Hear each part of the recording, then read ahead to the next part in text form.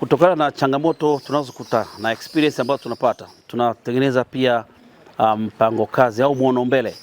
Tunatarajia kuwa na one stop center kwa ajili ya kutoa huduma kwa wageni. Kwa mfano, tuwe na sehemu ambayo uhamiaji, makao makuu, wale wanaotoa nyaraka za kusafiri, tuwe tunatoa kazi hiyo au huduma hiyo kwa pamoja na sisi ambao tunatoa loss report baada ya kupokea taarifa ya mgeni kupoteza passport.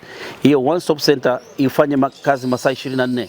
Maana wageni wetu wanaingia masaa 24 bila kujali kuna siku ya sikukuu au kuna weekend, wao wanasafiri. Kwa na sisi tuji-equipped kuwa tayari kuwapa huduma masaa 24, ikiwepo hizo loss report ambazo zinapatikana, lakini final document kutoka uhamiaji ambazo tunaziita traveling document, ili mgeni wetu asipoteze muda nchini kwa sababu amekwama kwa ajili ya kitu inaitwa passport imepotea au katika mazingira kama hayo. Hilo linatusaidia kuhakikisha kwamba mgeni anahakikishiwa usalama to the maximum.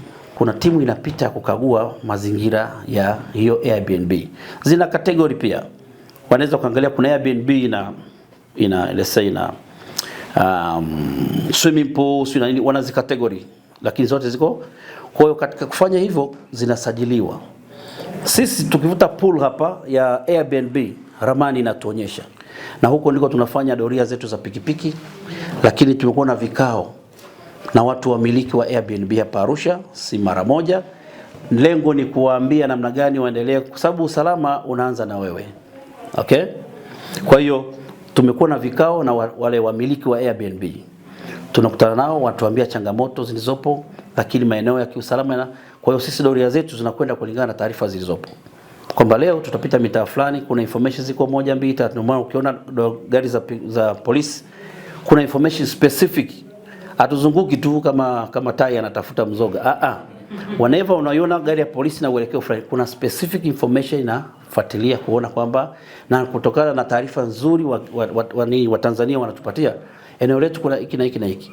Kwa hiyo unaona kwamba usalama unaanza na Mtanzania mwenyewe, lakini katika jeshi lao la polisi, kwa sababu wanapotutaarifu tunakwenda, tunajionea, tunashauri utaalamu iweje, lakini hiki kifanyike namna gani. Doria mtandaoni tuna wataalamu ambao wanafuatilia mienendo katika social media ambayo inaweza kutupatia viashiria nani wanataka kufanya nini, maeneo gani, na tukachukua hatua na vitendea kazi vyetu vya kisasa kabisa.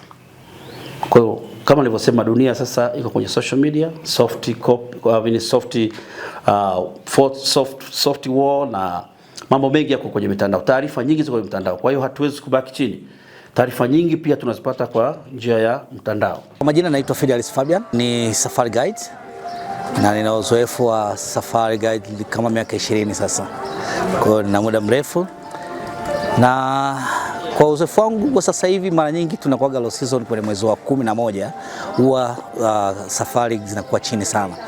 Lakini pia tulikuwa tunahofia kidogo katika hizi changamoto, lakini hatujaona changamoto. Ni kama wakati mwingine unavyokuaga tu, inapofika Disemba, hasa kuanzia tarehe 15 huwa wageni wanaanza kuja bila shida. Na tumeona sasa hivi pia tulikuwa tunahofia kwamba watakuwepo, lakini naona wamekuanza kuja kwa wengi zaidi. Hata zile safari tulikuwa nafikiri kwamba zitakuwa zina cancellation, lakini sasa hivi naona zote zimeanza kurudi.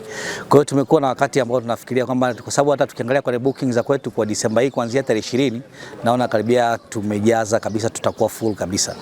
Kwa hiyo inaonekana tunaenda kurudi normal zaidi, na wanazidi kuongezeka kwa wakati huu. Asilimia kubwa wanaamini kwetu kuna usalama zaidi, na ndio maana mpaka sasa hivi unaona mpaka wageni wako hapa, ina maana wanaamini. Hata ukiongea nao sio watu ambao wana hofu yoyote ya kuja usalama, ndio maana wako hapa na niko naye, na wanaamini wako safe zaidi, kwa sababu tunajulikana ni nchi moja ambayo iko safe kuliko nchi zingine.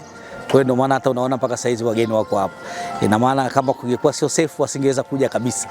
Lakini kwa mimi niliwabeba wote, wala hata wana wasiwasi na habari ya usalama wao. Wanaamini wako katika mikono salama na wako happy.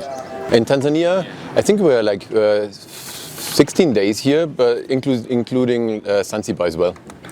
Tarangire, it was great. So actually the highlight has been at the end, we found 2 lions hunting down a gnu.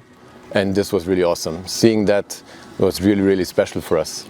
We arrived from Kenya. We have been to Nairobi, got there with the bus, And from Arusha we have been taken carefully by our tour guides, so no threats up to now. And we are feeling quite safe. People are here so friendly.